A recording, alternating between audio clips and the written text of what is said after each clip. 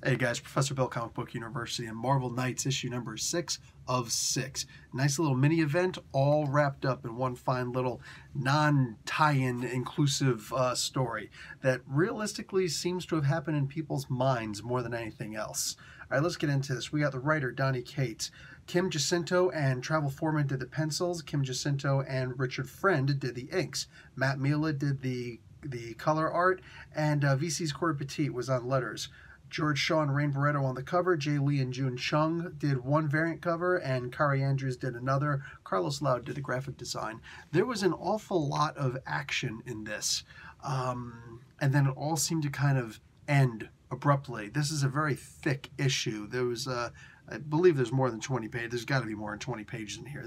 Like I said, there's a thick book. And it was very Marvel Knights-esque when you realize what exactly it is that was happening. There's a very special appearance in here by somebody. I'm not going to name any names, but he's on the wall, like right there by my finger, right there in yellow and blue. The point is that there was, I guess that should have been expected, even though I really didn't expect it. Whatever it is, what it is.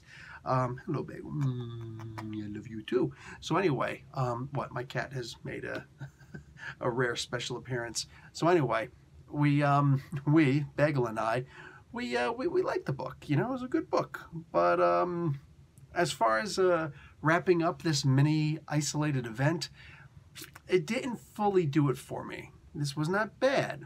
All right. Forewarning, this was not bad, but make no mistake, this wasn't great either. It was a good comic book to read, and you get a different perspective on an event. Like I said, imagine an event that doesn't necessarily affect anyone else except the individuals in the book. And the book was very aware of that, which is actually pretty cool.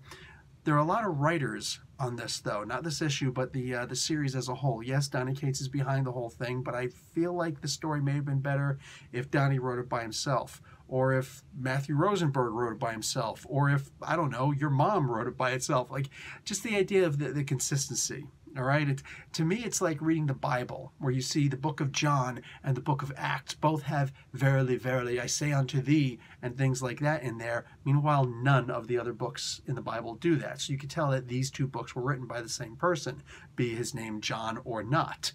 But you know, like all the stories actually did feel different. Oh, of course, there's the same direction, but they genuinely felt different, and that. If each of the books were to be told by from a different character's point of view, I mean, there were technically 5 characters here. Realistically, only 4 major players, right? If the book would have simply had 4 writers for those individual issues where it focused on those, you know, if they would have focused on those individual characters, it probably would have felt better, but this didn't feel like anything was focused on anything. Aside from the previous issue, all of the books really felt like they were just from the standpoint of either Daredevil or the Punisher. Which book was supposed to be from the perspective of Elektra, you know? And none of the books had any kind of perspective from the point of the Hulk. So, or another by Karen Page, but I think that if the book would, if the titles would have done something along those lines, it maybe would have felt a little bit better, you know. But this was just, it was masterminded by one person. That person did the first and the final issue in this, you know, this particular issue. But it, like I said, it's a strange sort of feel, because this is a lot of Marvel events, a lot of events, period. No, DC events genuinely affect people. So Marvel events, yes, very specifically. I go with my original statement. Marvel events often feel as though they're not going to affect anything in the future. Civil War certainly affected things. The first one. What event has really affected anything since? I mean, genuinely long term. Some of them don't even last a year. Some of them are dropped almost immediately. Even Secret Empire, which you figure would have affected a lot more, they're more of an isolated events that have taken place a year. We're only starting to get to some stories a year later from that, which I kind of understood, because a lot of people were absolute jerks to Nick Spencer. But I don't think that the book was necessarily, yeah. I like the idea that this doesn't seem like it should have any kind of long-term events. It's an event, effects, I should say. The events that happened in this book were very isolated events. And it's obvious. And the book is very self-aware of that also. It points out it's like nobody in this world is affected except for us. Should we really be changing things? And I like the different philosophical points of view on that. I almost wish the book would have dwelled longer on that. But to be entirely honest, I don't know how it could have dwelled longer. I think that it went exactly as long as it should, but it didn't feel perfected. And I don't really know how I would add to the story in that regard. But yeah, for all intents and purposes, the book was both good and bad. And the bad isn't really that bad. It was a better than mediocre book. It was a better than an okay book. It was a pretty good book, not a good book. And I'm talking about all 6 issues. It wasn't a good book, but it was pretty good. I would like to read them all again, and maybe one of these days I'll get around to it. Right now, I don't feel the motivation to necessarily do that. Again, there's definitely some good points about it. I like that this was about as self-contained as an event with no tie-ins could possibly feel.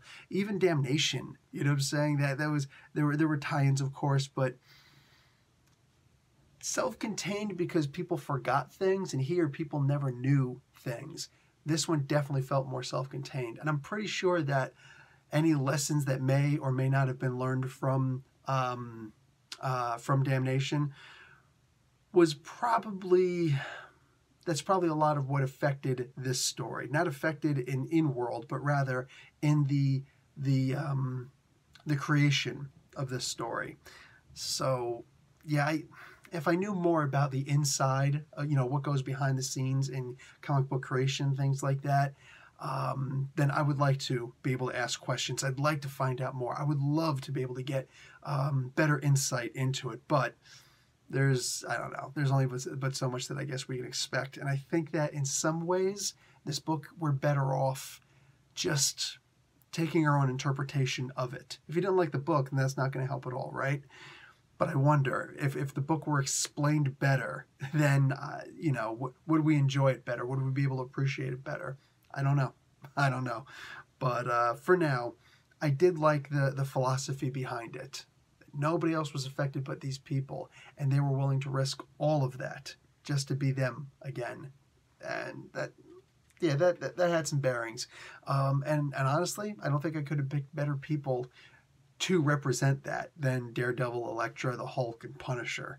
So there's that. Anyway, guys, altogether, pretty good series. That's about as far as it goes. Professor Bill, Comic Book University. Class dismissed.